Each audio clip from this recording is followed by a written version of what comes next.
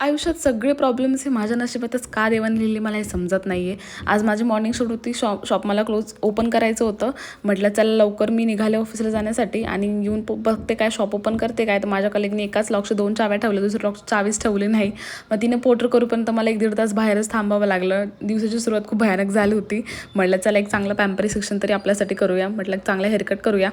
त्यांनी मला feather haircut suggest केला होता, कारण माझ्या केसामध्ये ट्रीटमेंट घेतली नाही. सो माझे केस आता स्ट्रेट झालेत. So I can experiment with the looks.